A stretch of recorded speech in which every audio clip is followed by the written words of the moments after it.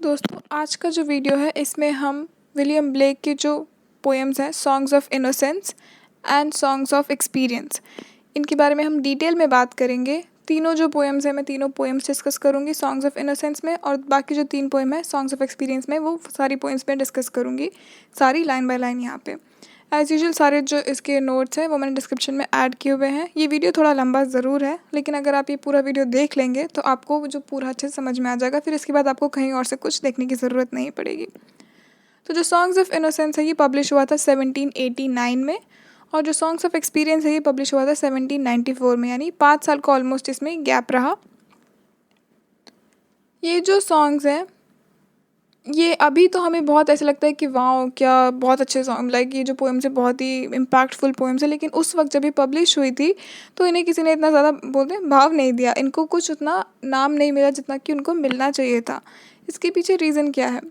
इसके पीछे कारण ये है कि ब्लेक जो है उन्हें ऑलरेडी वो चीज़ें दिखाई देने लगी थी जो आगे फ्यूचर में आने वाली हैं, जो परेशानियां जो हम लोग फेस कर रहे हैं, जो अर्बन लिविंग में यानी जो शहरों में रह के जो हम लोग परेशान हो रहे हैं, जो चीज़ें हम देख रहे हैं, जो दुश्मनी चल रही है, जो इंडस्ट्रियलाइजेशन की वजह से जो परेशानियां हुई हैं, ये सारी चीज़ें हम लोग अब जो फेस कर रहे हैं ये ब्लेक ने ऑलरेडी देख ली थी, क्योंकि उन्हें वो इंसाइट्स मिली थी, जो कि मैं अपने पहले वाले वीडियो में जो ब्लेक की लाइफ के बारे में बता चुकी हूँ कि उन्हें चीज़ें दिखाई देती थी।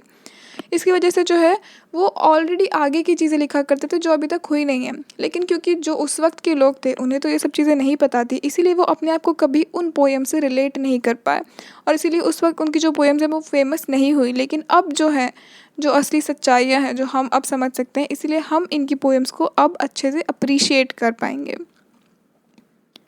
अब जो है इनकी जो पोएम्स है सॉन्ग्स ऑफ इनोसेंस ये असल में जो हिम्स ऑफ चार्ल्स वीजली है, इनके जो वर्सेस हैं उससे कहीं ना कहीं जुड़े हुए हैं। बस एक मेन डिफरेंस ये है कि उन्होंने जो रोल्स हैं उसको रिवर्स कर दिया है। यहाँ पे जो है जो पोएट है वो चाइल्ड से सीख रहा है, वो बच्चे से सीख रहा है, और इसीलिए जो है मोस्टली जो सॉन्ग्स ऑफ इनोसेंस है यहाँ पे आपको मोस्टली जो पोएम्स है वो एक बच्चे के द्वारा बोलते हुए मिलेंगे, कि जो बच्चा है वो सारे नेचर में जो खुशियाँ हैं वो आपको बता रहा है, बोल बोल के वो बता रहा है कि ऐसे अच्छा है वैसे अच्छा। और वहीं जो सॉन्ग्स ऑफ एक्सपीरियंस है वहाँ पे जो बच्चा है ये एक जेल की जैसी मनस्थिति में फंस चुका है, या किसी चर्च में वो फंस चुका है और वो वहाँ से बाहर नहीं निकल पा रहा है। अब अगर हम सॉन्ग्स ऑफ इनोसेंस के बारे में थोड़ा और डीप में पढ़ें तो ये जो है हैप्पी सॉन्ग्स हैं जो कि बच्चों के बारे में लिखे गए हैं, और ब्लेक के खुद के शब्दों में अगर हम कहें तो है it is the contrary state of the human soul. और अगर न्यू टेस्टामेंट में पढ़ा जाए तो उसमें ये लिखा हुआ है कि lest ye become again as a little child ye can not hope to enter the kingdom of heaven, यानी कि अगर आप अपने आप को वापस से एक बच्चा नहीं बना सकते तो आप हेवन में, स्वर्ग में आपको एंट्री नहीं मिलेगी। और इसलिए जो है पोएट जो हमारे ब्लेक है उन्होंने ये पोएम्स लिखी हुई हैं। इसमें जो है उन्होंने कोई भी दिखावा बनावट बिल्कुल नहीं की है, और जो बच्चों को जो खुशी होती है वैसे ही इन्होंने भी उस खुशी से सब जगह हमें भर दिया है। और अगर जो सॉन्ग्स ऑफ एक्सपीरियंस है उसकी बात की जाए तो जो दुनिया में जो हमें एक्चुअली देखने के लिए मिलता है, हिपोक्रेसी, क्रूवल्टी, जो लोग हैं अपने आप, सेल्फिशनेस जो है भरी हुई है लोगों में, ये सब चीज़ें जो है हमें देखने के लिए मिलती है सॉन्ग्स ऑफ एक्सपीरियंस में। अब जो बच्चे हैं इनकी जो खुशी, इनकी जो हंसी है उसको बड़े लोगों ने दबा दिया है सॉन्ग्स, और जो बच्चे हैं उनको एक्सप्लॉइट किया जा रहा है। ये जो बेदर्द सी दुनिया है इनको परेशान कर रही है, और जो चर्च और जो स्टेट है ये लोग भी जो है मिलके, जो गवर्नमेंट और जो रिलीजन है ये सब मिलके भी हम लोगों को सब परेशान कर रहे हैं, पागल बना रहे हैं। लेकिन कोई भी जो है असल में ये सब चाहते हैं, दिखाते हैं कि हम आपका भला कर रहे हैं, हम आपकी ज़िंदगी में अच्छा कुछ लाएंगे, लेकिन कोई भी कुछ अच्छा नहीं कर रहा है, सब हमें परेशान ही कर रहे हैं। तो जो सोशल ईवल्स हैं जो हमें परेशान कर रहे हैं उसको जो है ब्लेक ने सामने लाया है। अब ये जो दोनों कलेक्शन है असल में ये एक ही सिक्के के दो पहलू हैं। मोस्ट ऑफ द जो पोएम्स है वो आप जब पढ़ेंगे तो आप जो उसके ही जो सॉन्ग्स ऑफ इनोसेंस में जो आप पोएम पढ़ेंगे उसकी उल्टी पोएम जो है आपको सॉन्ग्स ऑफ एक्सपीरियंस में पढ़ने के लिए मिलेगी। जैसे कि इग्नू की बुक में दिया हुआ है कि the world of innocence is the world of childhood and childhood conveys suggestion of the Christ child, यानी कि जो क्राइस्ट है वही बच्चा है, वही क्राइस्ट है, उसके बारे में बताया है। जो सॉन्ग्स ऑफ एक्सपीरियंस है उसमें जो है वो अडल्ट वर्ल्ड की बात कर रहे हैं। It is urban and it is oppose to the natural world of childhood, यानी बचपना और ये जो इनोसेंस है ये सब ऑलरेडी ख़त्म हो चुका है। जो इनोसेंस है वो लस्ट में बदल चुका है, सेक्सुअलिटी के लिए वो तरह। अब यहाँ जो बच्चा है वो इनोसेंस को दिखाता है और वहीं जो फादर है वो जो है यहाँ पे जो भी बुराइयाँ हो रही है वो उनको दिखाता है। तो आई होप आपको यहाँ तक समझ में आया होगा। अब हम जो है यहाँ से आगे पोएम पढ़ना शुरू करेंगे। तो सबसे पहली पोएम है वो है द लैम्ब। अब ये द लैम्ब जो पोएम है बहुत ही इंटरेस्टिंग पोएम है, ज़्यादा लंबी पोएम नहीं है, सिर्फ 10-10 लाइन के 2 स्टैंजाज है इसमें। जो पहला स्टैंजा है उसमें जो पोएट है वो सवाल पूछ रहा है, असल में पोएट नहीं, एक बच्चा है जो कि सवाल पूछ रहा है। और दूसरा जो स्टैंजा है 10 लाइन का, उसमें जो पोएट है, जो बच्चा है, वो खुद ही उन सवालों के जवाब दे रहा है। अब अगर इस पोएम के बारे में मुझे बात करनी हो तो इसमें जो पोएटिक डिवाइस यूज़ हुए हैं वो है अलिट्रेशन, एंजायमेंट एंड रिपीटेशन। इसके साथ ही इसमें रिफ्रेन भी है जो कि हमें बार like of course poem 2 stanza की, तो हमें उतनी बार ही ये जो है रिफ्रेन देखने के लिए मिलेगा। और ये जो पोएम है ये सुनने में ऐसा लगता है जैसे कि हम नर्सरी राइम नहीं पढ़ते हैं, Johnny Johnny yes papa, like बहुत सॉफ्ट और ईजी, जो आपको याद हो जाए इस तरीके की चीज़ें इस पोएम में दी हुई हैं। लाइक बहुत ईजी टू रीड पोएम उन्होंने लिखी है। बट एज यूजुअल जैसे कि हम जानते हैं कि जो ब्लेक है इनकी पोएम को कभी भी हमें लिटरल लेवल पे नहीं पढ़ना है, बट 4 लेवल पे पढ़ना है। अगर आपको वो चारों लेवल याद है तो अच्छी बात है, अगर नहीं याद है तो मेरा वीडियो वापस देखिए, जिसकी लिंक मैं डिस्क्रिप्शन में डाल रही हूँ, वो वीडियो देखिए ताकि आपको याद आए कि कौन से 4 लेवल हमें समझने हैं। तो बिना किसी देर के हम अब जो है द लैम्ब पढ़ना शुरू करते हैं। लिटिल लैम्ब हु मेड दी, दोस्त दाउ नो हु मेड दी। कि लिटिल लैम्ब, लैम्ब यानी छोटा सा भेड़ का या बकरी का जो बच्चा है वो।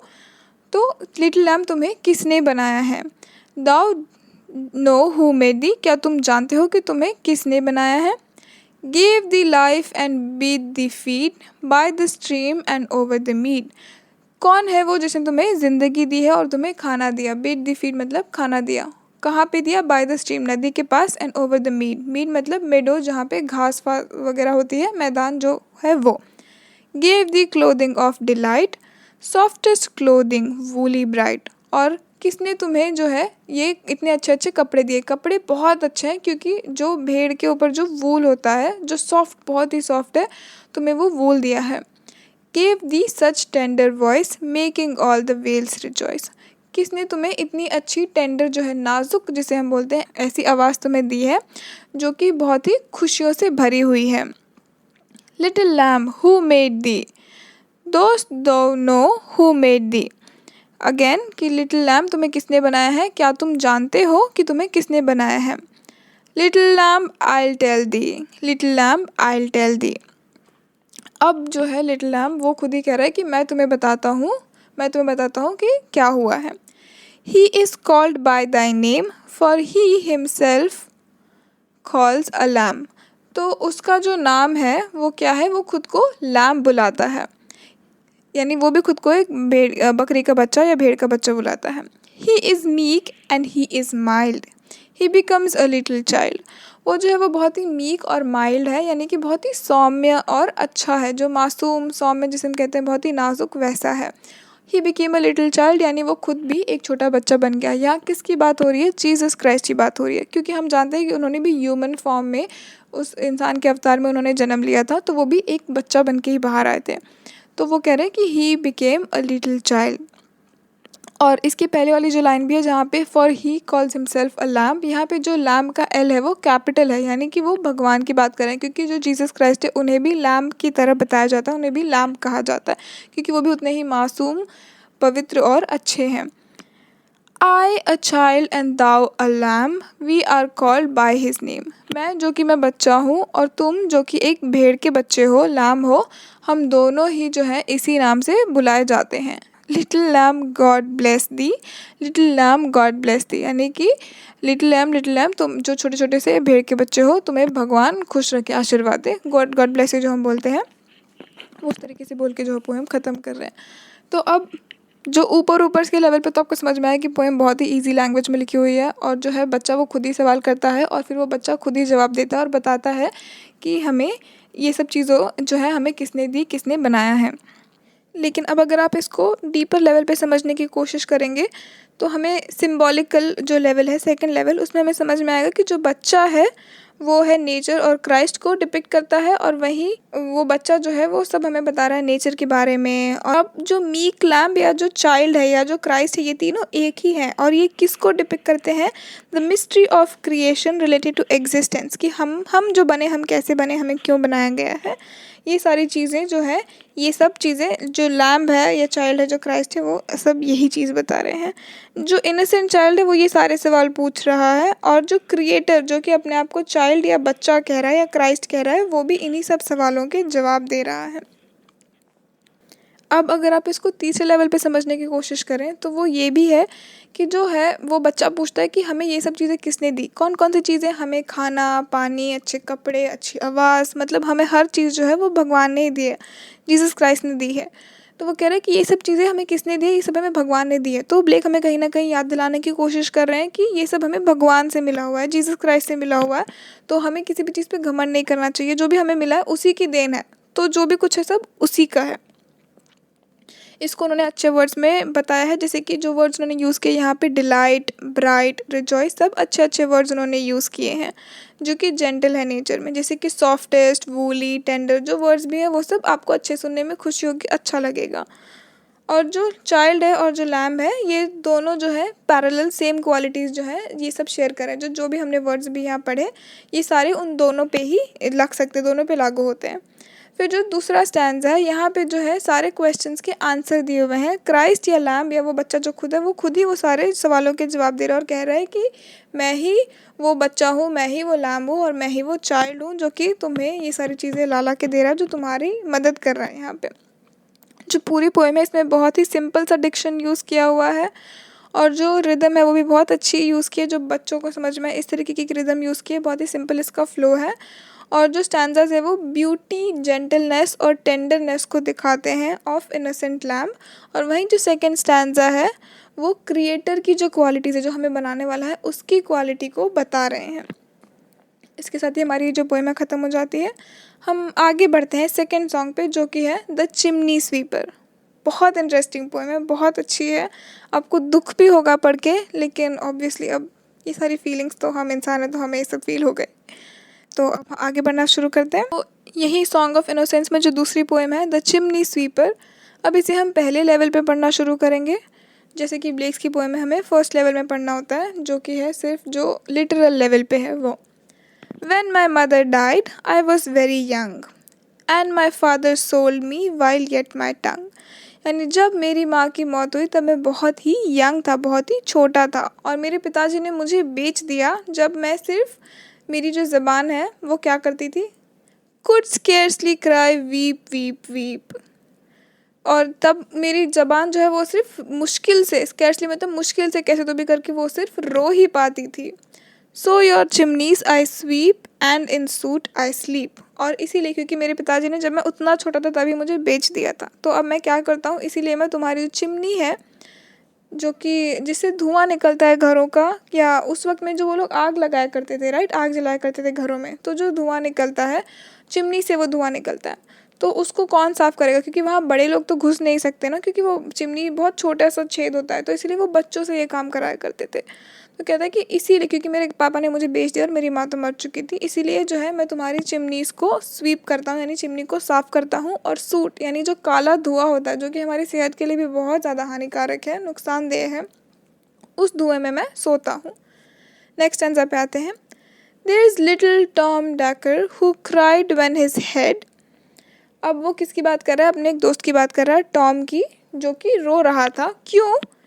That curl like a lamb's back was shaved, so I said। वो क्यों रो रहा था? क्योंकि ये जो टॉम है, इसका जो सर है वो किसी लैम्ब की बैक की तरह शेव कर दिया गया था, यानी जैसे भेड़ को हम वूल निकालने के लिए शेव कर देते हैं, वैसे ही जो टॉम है उसको भी टकला कर दिया गया था।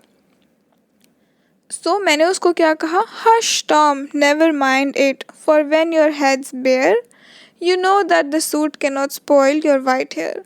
तो मैंने टॉम से क्या कहा कि टॉम शांत हो जाओ, तुम शांत हो जाओ, तुम बुरा मत मानो, क्योंकि देखो जब तुम्हारे सर पे बाल नहीं रहेंगे तो ये जो सूट है ये तुम्हारे सफ़ेद बालों को नुकसान नहीं पहुंचा पाएगा। क्योंकि ये बच्चे जो थे ये चिमनी में ही मोस्टली रहा करते थे और वहाँ की सफाई किया करते थे, तो इनके जो बाल हैं उसके ऊपर वो सब काले काला सूट जो है वो जम जाता था, क्योंकि उसमें बहुत केमिकल्स होते हैं ना। तो वो अब ये जो है बच्चा समझा रहा है अपने दोस्त को टॉम को कि ठीक है तुम रो मत, ये तो अच्छी बात है कि अब तुम्हारे जो सफ़ेद बाल है वो उस काले सूट से गंदे नहीं होंगे। नेक्स्ट स्टैंजा पे आते हैं। And so he was quiet and that very night as Tom was sleeping he had such a sight. और इसीलिए जो वो बच्चा है टॉम जो है वो चुप हो गया, वो उसने रोना बंद कर दिया और उसी रात उसे सपना आया। ही हैड सच अ साइट यानी उसे एक सपना आया। The thousands of sweepers, Dick, Joe, Ned and Jack, were all of them locked up in coffins of black. उसे सपने में क्या आया? Thousands of sweepers यानी उसकी तरह हज़ारों जो स्वीपर जो चिमनी साफ़ करने वाले लोग हैं। कौन कौन?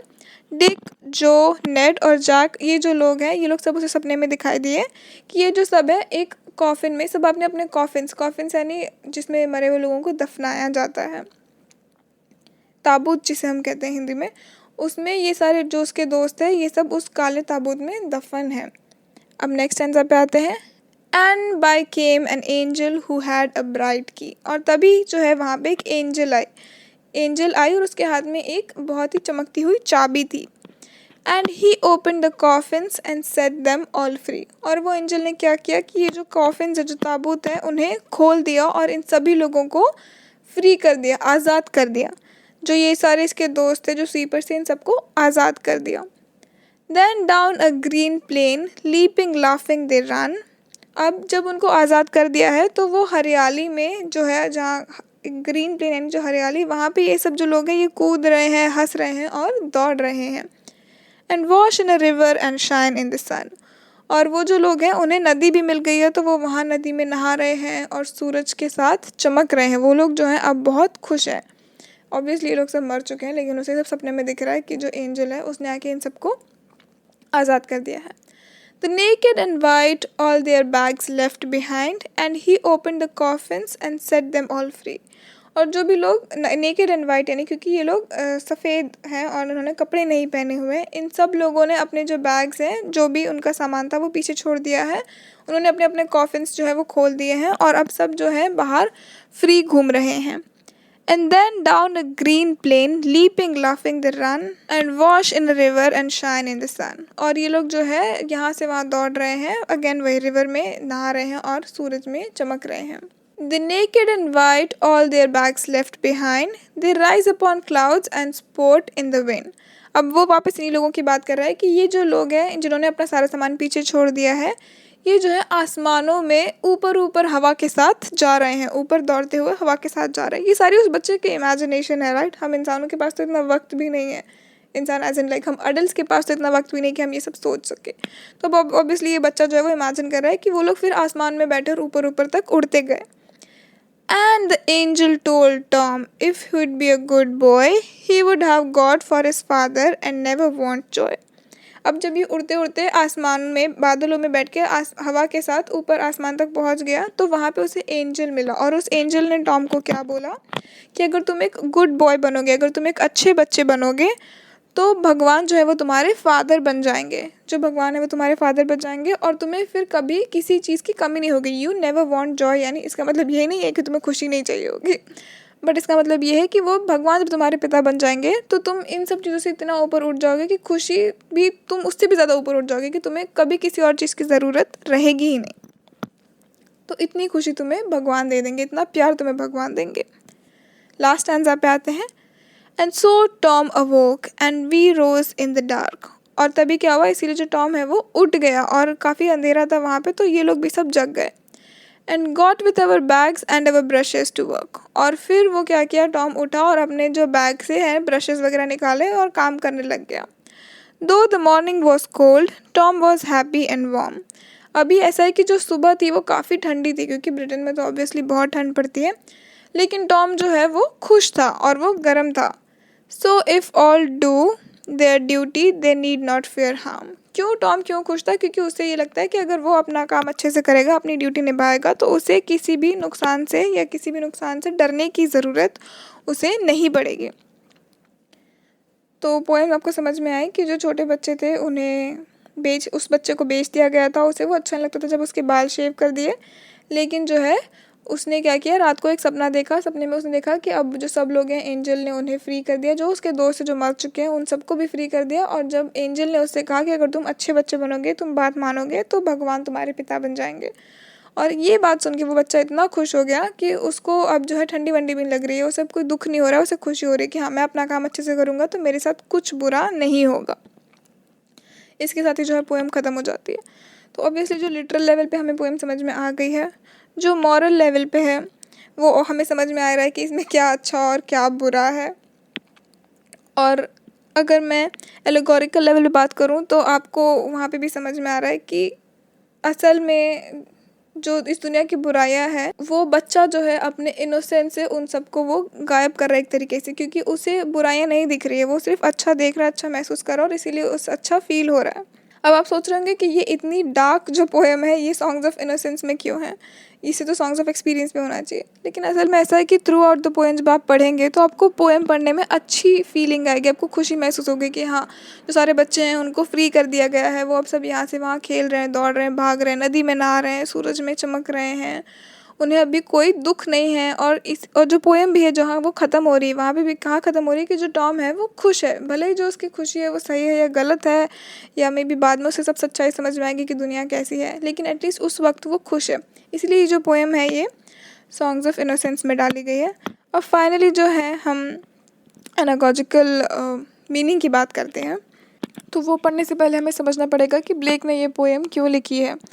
तो असल में जो पोएम है ये ब्लेक इंस्पायर हुए थे, एक्चुअली वो बहुत एजिटेट हुए थे कि बच्चों को चिमनी स्वीपर्स की तरह काम पे रखा जा रहा है। उन्हें ये बात बिल्कुल भी अच्छी नहीं लग रही थी, और उन्हें लगता था कि ऑब्वियसली सच भी था कि ये जो है ये बहुत ही इनह्यूमन सी एक प्रैक्टिस है जो कि जिसके अगेंस्ट थे ब्लेक। तो इसीलिए उन्होंने जो है खुद को एक बच्चे की तरह इमेजिन किया जो कि एक चिमनी स्वीपर है, और इसीलिए जो है ये पोएम जो है एक इनोसेंट चाइल्ड की पॉइंट ऑफ व्यू से निकल के आई है। और ये जो बच्चा है ये कोई प्रोटेस्ट नहीं करता है, इसे उसको जितनी घटिया कंडीशंस में जो बुरी बुरी चीज़ उसके साथ की जा रही है उसे वो सबको एक्सेप्ट कर लेता है कि ठीक है बाद में जीसस क्राइस्ट जो है वो आके मुझे बचा लेंगे। जो पोएम है वो बच्चा जहाँ पे वो बोल रहा है कि वीप वीप वीप, तो असल में वो स्वीप बोलना चाहता है, लेकिन वो बच्चा बोल भी नहीं सकता है करेक्टली क्योंकि वो इतना छोटा है कि वो तोतला के बोल रहा है। तो यहाँ पे जो है हम पढ़ेंगे तो हमें फ़ील होगा कि जो बच्चा है वो एकदम लाम की तरह जो है बहुत ही मासूम है, बहुत ही इनोसेंट है, उसे उसमें कुछ भी बुराइयाँ नहीं है, और जो बुरा हो भी रहा है वो उसे अपनी अच्छाई के साथ अच्छे तरीके से देख रहा है। और वहीं जो हमने आगे के सेकंड स्टैंजा में पढ़ा था कि जो उसके बाल हैं वो शेव कर दिए गए हैं जैसे कि भेड़ को शेव किया जाता है, तो भेड़ भी प्रोटेस्ट नहीं कर सकती और वो बच्चा भी प्रोटेस्ट नहीं कर सकता है, वो कह नहीं सकता कि तुम मेरे साथ गलत कर रहे हो। तो वो उसे बस उसे एक्सेप्ट करना होता है, जिसमें कि हमें आयरनी देखने के लिए मिल रही है कि जो बच्चा है वो भी अब वो कुछ कर नहीं सकता, और आयरनी ये है कि हाँ अब वो उसको बता रहा है कि अब देखो तुम्हारे बाल जो हैं वो गंदे नहीं होंगे। तो जो उसका एक्सेप्टेंस का स्पिरिट है उसकी बात की जा रही है।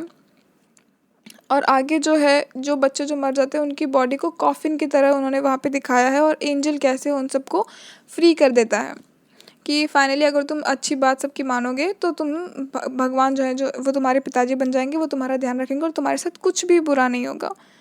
तो असल में जो हम फाइनली जो लास्ट जो मीनिंग है उसकी बात करें तो वो ये है कि जो पोएट है उसने एक उसके वक्त जो ईवल हो रहा था उसको उन्होंने सामने लाया है, लेकिन उसके साथ ही उन्होंने भगवान की भी बात की है कि अगर आप जो है उनमें भरोसा रखेंगे तो आपके साथ कुछ गलत नहीं होगा। ये जो चीज़ है जो चर्च है जो हमें सिखाता है उस वक्त, तो जैसे कि आप जानते हैं कि ब्लेक को भी चर्च पे भी ज़्यादा कोई भरोसा नहीं था, ट्रेडिशनल चर्च पे उन्हें ज़्यादा भरोसा नहीं था, तो वो भी चीज़ जो हमें फाइनली कहीं ना कहीं देखने के लिए मिलेगी। तो आई होप आपको ये पोएम भी समझ में आई होगी, इंटरेस्टिंग लगी होगी। हम इसी के साथ आगे बढ़ते हैं अपनी तीसरी और आखिरी पोएम जो कि सॉन्ग्स ऑफ इनोसेंस में है। जो तीसरी पोएम है वो है द डिवाइन इमेज। ये जो पोएम है इसमें 4 वर्चूज़ की बात की गई है, मर्सी, पिटी, पीस और लव। इसकी बात की गई है और इसे इंसानों को बताया गया है कि आप कैसे इसे अचीव कर सकते हैं। तो मर्सी यानी दया, पिटी यानी तरस खाना, पीस यानी शांति और लव यानी कि प्यार। इन 4 चीज़ों की बात की गई है जो असल में भगवान के वर्चूज़ माने जाते हैं, यानी भगवान की कैरेक्टरिस्टिक्स मानी जाती है कि ये सब भगवान के पास है। फाइनली इसे इस पोएम के थ्रू बताया गया है कि इंसानों में भी ये सभी चीज़ें और इंसान इन्हीं से बने हुए हैं, जो हमें बताते हैं कि भगवान और इंसान जो एक ही चीज़ से बने हुए और इसीलिए हम भी उनकी तरह अच्छे बन सकते हैं। अब इस पोएम की अगर बात की जाए तो ये पोएम जो है ये 5 स्टैंजास की है, ये बैलेड फॉर्म में है। जो स्टैंजास हैं ये इनकी राइमिंग स्कीम है ABCB, और इनका जो सिंटेक्स है बहुत ही सिंपल सा है और जो आपको पढ़ने में भी एकदम आसानी से समझ में आएगा। इस तरीके से ये पोएम लिखी हुई है। इनमें कौन कौन सी थीम्स है अगर उसकी बात की जाए तो थीम्स है ह्यूमन काइंड की रिलेशनशिप भगवान के साथ में, इंसान का भगवान के साथ जो नाता है, जो रिश्ता है, उसके बारे में बात की गई है। और इंसानियत और भगवान, उन दोनों को ही साथ में जोड़ के उनकी दोनों की तारीफ़ की गई है कि उन्होंने ये नहीं कहा कि हाँ भगवान अच्छे और इंसान बुरे हैं, नहीं, उन्होंने दोनों को जोड़ा है, उनके वर्चूज़ को जोड़ा है और कहा है कि दोनों ही साइड जो है वो अच्छी है और वो लोग एक ही जैसे हैं। और भगवान भी जो इंसान है वो भी भगवान से इनसेपरेबल हो सकता है, उनके साथ ही एक हो सकता है। इंसान जो है वो भगवान बन सकता है अगर उसमें ये सारी चीज़ें आ जाए तो। और फिर फाइनली जो लास्ट स्टैंजा है वहाँ पे उन्होंने कहा है कि किसी भी रिलीजन के, उन्होंने सारे रिलीजन्स के नाम लिए और कहा है कि चाहे आप किसी भी रिलीजन के हो, अगर आप ये चीज़ें फॉलो करेंगे तो आपको भगवान बनने से कोई नहीं रोक सकता। भगवान बनने का मतलब ये नहीं है कि आप सर पे चढ़ जाओगे कि मैं भगवान हूँ, बट ऐसा है कि आप एक हो जाओगे, आप इतने डाउन टू अर्थ हो जाओगे कि आप उनसे एक हो जाओगे। तो हम पोएम पढ़ना शुरू करते हैं। To mercy, pity, peace and love, all pray in their distress. अब जो है mercy, pity, peace and love, obviously ये जो है ये सब क्वालिटीज़ हैं, लेकिन इन्हें यहाँ पर्सोनीफाई किया गया, यानी इन्हें यहाँ इंसान की तरह दिखाया गया है। तो ये जो है, क्योंकि यहाँ पे कैपिटल है सारे वर्ड्स, M, P और L जो है ये सारे जो अल्फ़ाबेट्स है कैपिटल में है, जिसका मतलब है कि उन्हें पर्सोनीफाई किया गया। ऑल्सो हम सेकेंड लाइन में देखने के लिए मिल रहा है कि all pray in their distress, कि ये सभी जो चारों हैं ये प्रे कर रहे हैं, परेशान होकर ये प्रे कर रहे हैं। And to these virtues of delight return their thankfulness, और इनके जो वर्चू है इनकी थैंकफुलनेस को रिटर्न किया जा रहा है। कैसे? कि ये जो चारों हैं ये प्रे कर रहे हैं और ये जो है इंसान और भगवान के बीच का जो रिश्ता है उसे वो अपनी प्रेयर के थ्रू दिखा रहे हैं, बता रहे हैं कि हे भगवान, हम आपको प्रे कर रहे हैं। For mercy, pity, peace and love is God our father dear, क्योंकि इन चारों के लिए ही जो है भगवान है वो हमारे पिताजी हैं। And mercy, pity, peace and love is man, his child and care, और यही जो चारों हैं ये इंसान है, उसके बच्चे हैं और उसकी प्यार है। तो असल में जो यही चार चीज़ें भगवान और भगवान के पिताजी यानी हमारे पिताजी यानी भगवान, उनकी बात चल रही है, और यही जो चीज़ें हैं इंसान, उसका बच्चा और उसका प्यार, उसकी जो केयर है उसको भी बताती है। तो यहाँ पे उन्होंने क्या किया, अभी तक वो तो अभी पहले और जो स्टैंजा था वहाँ पे उन चारों क्वालिटीज़ को भगवान से जोड़ा गया था कि ये जो है भगवान को प्रे कर रही है। अभी जो सेकंड स्टैंजा में उसे ऑलरेडी इंसानियत से जोड़ दिया गया है कि कैसे वो और भगवान सेम है। For mercy has human heart, pity has human face. क्यों? क्योंकि जो मर्सी है, जो दया है, वो असल में क्या है, इंसान का दिल है। जो पिटी है वो है इंसान का फेस। और जो लव है, and love the human form divine, जो इंसान का जो डिवाइन फॉर्म है, जो दिव्य फॉर्म है, उस दिव्य रूप में जो आ जाते हैं वो है प्यार। And peace the human dress, और जो शांति है वो असल में ह्यूमन का ड्रेस, ह्यूमन ड्रेस यानी हम इंसान का जो शरीर मिला हुआ है वो हुआ ह्यूमन ड्रेस। तो वो क्या बता रहे हैं कि जो मर्सी है वो दिल है, जो पिटी है वो चेहरा है, जो प्यार है वो डिवाइन ह्यूमन है, और जो पीस है वो इंसान का ड्रेस है। स्टैंजा 4 पे आते हैं। Then every man of every clime that prays in his distress prays to human form divine, love, mercy, pity and peace। तो हर वो इंसान जो कि डिस्ट्रेस में, जो परेशान होकर प्रे करता है भगवान को या किसी को भी जो प्रे करता है, वो असल में किसको प्रे कर रहा है? लव, मर्सी, पिटी और पीस, इनको ही प्रे कर रहा है। तो असल में क्या हो रहा है यहाँ पे कि जो वो इंसानियत और जो दिव्य है ऊपर, जिसे हम अपने से बहुत ऊपर मानते हैं, वो असल में कह रहे हैं कि ये दोनों एक ही चीज़ हैं। जब आप प्रे भी कर रहे हो तो असल में आप खुद से ही बात कर रहे हो, क्योंकि जो इंसान है वो भी भगवान से कुछ नीचे नहीं है। ये आपको हिंदुज़म में भी देखने मिलेगा, जहाँ पे कहा जाता है कि जो भगवान है वो हम सब के अंदर हैं। तो असल में जो ये सारी क्वालिटीज़ जो भगवान को भगवान बनाती है, ये सब इंसानों में भी है, इसीलिए हम इंसान भी भगवान की तरह ही हैं। ये भी इसी पोएम में बताया गया है। और फाइनल, और इसीलिए जो लास्ट स्टैंजा है उस पर हम आते हैं। And all must love the human form in heathen, Turk और Jew, where mercy, love and pity dwell, there God is dwelling too. बहुत ही अच्छी इन्होंने ये जो लाइन बोली है, जो स्टैंजा है लास्ट वाला, बहुत ही अच्छा इन्होंने बोला है कि and all must love the human form, और जो सभी है, ये सारी जो क्वालिटीज़ भी हैं, और हम सब भी इंसान, हम सबको भी इस ह्यूमन फॉर्म को प्यार करना चाहिए। कैसे प्यार करना चाहिए इन हीथन। हीथन मतलब कोई जो आउटकास्ट है, जिसे कि लोगों ने अपनाया नहीं, कुछ जिसे बाहर हम बेदखल कर देते हैं अपनी सोसाइटी से, वैसा कोई जो हमसे अलग है, हीथन।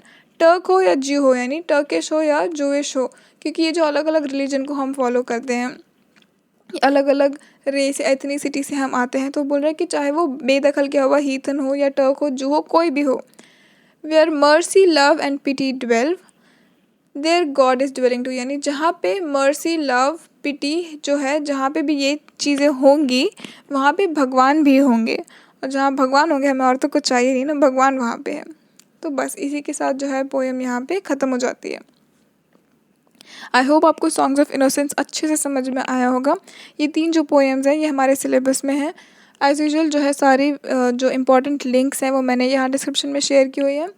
पोएम्स के लिंक मैंने अलग से नहीं डाली है, क्योंकि जो आपकी इग्नू की ही बुक्स है वहाँ पे सारी पोएम्स, क्योंकि बहुत छोटी छोटी पोएम्स है ना, तो इग्नू की बुक्स में ही सारी पोएम्स उन्होंने ऑलरेडी दी हुई हैं, उनके मीनिंग्स भी समझाए हुए हैं, आप वहाँ से इसको रेफ़र कर सकते हैं बिल्कुल। और जो मेरे नोट्स हैं उनकी लिंक्स मैंने यहाँ डिस्क्रिप्शन में ऐड की हुई है।